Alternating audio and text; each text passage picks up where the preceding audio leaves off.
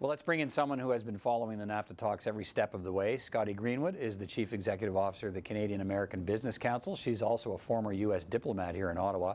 She's usually in Washington when we have a chance to talk to her, but happens to be in Canada's capital today. Scotty Greenwood, good to see you. Thank you. Good to be here. Thanks for being here. So, as you watch all of this unfold now, day after day in Washington, where do you think we're at? What do you think we're at in terms of the state of the negotiations? Well, Peter, look, both sides, the United States and Canada, and Mexico for that matter, but U.S. and Canada for this conversation, both want a trilateral deal and both are hoping to get there. And our view is that good policy makes good politics. The challenge, though, is if you put the politics ahead of the policy, there are challenges both in the U.S. and Canada. The U.S. cares mostly about its midterms. Canada has an election coming up at some point.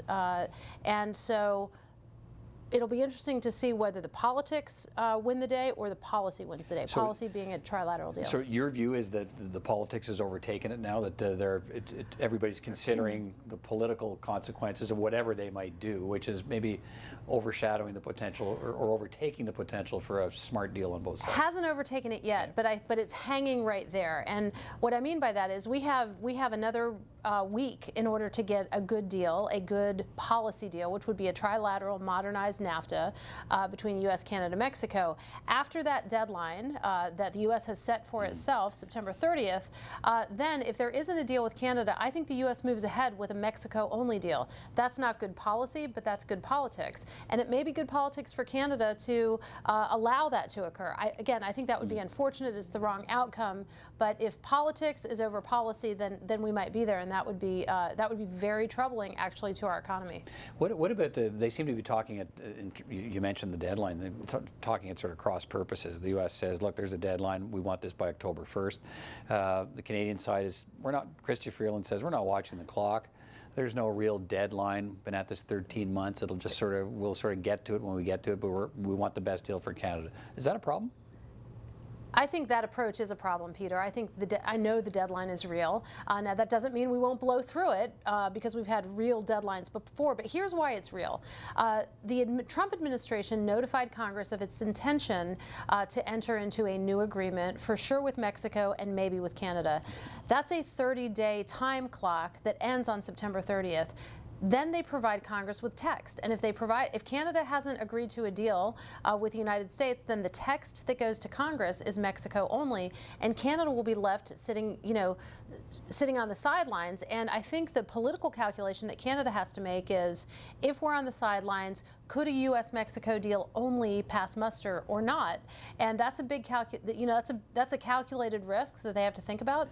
And I have a view of that. You may have a view of that. Well, let's get your view of it. Okay. That's the view I'm interested in getting, because I mean Canada seems to be banking a lot on friends in Congress, and some of the language we've heard coming out of some Congress people in the last number of days is sort of raising questions about how much Canada can still rely on friends in Congress to make sure that they won't like the idea of a two-state deal coming for them, that Congress will want to see Canada there too. Can Canada still rely on that?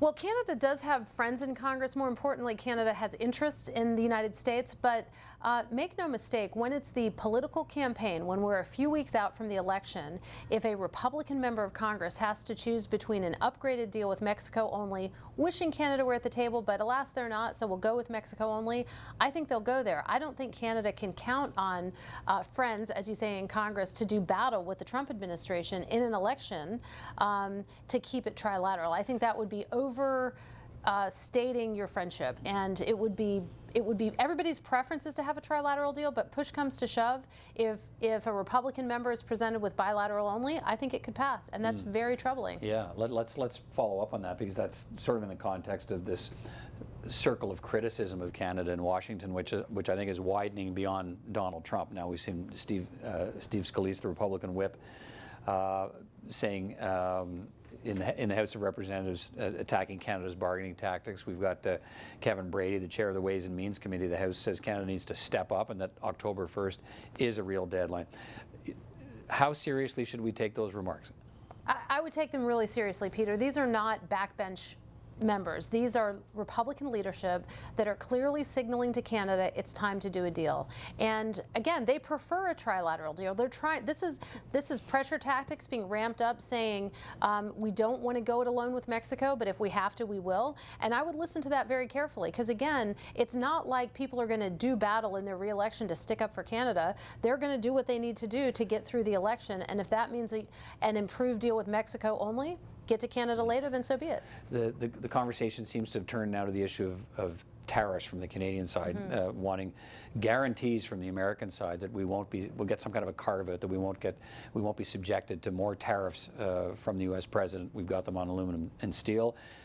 Canada's trying hard to protect auto against any tariffs, so that what should we read into that? Is that a sign that maybe Canada's offered something and they want something in return? So that's the whole reason to do a free trade deal, right? That's what these deals are about. They're about getting rid of tariffs. They're about having tariff-free access to each other's markets. So the whole reason to do a deal right now is to get rid of the tariffs, not have a reason to be retaliating, and be able to do business as we want to do.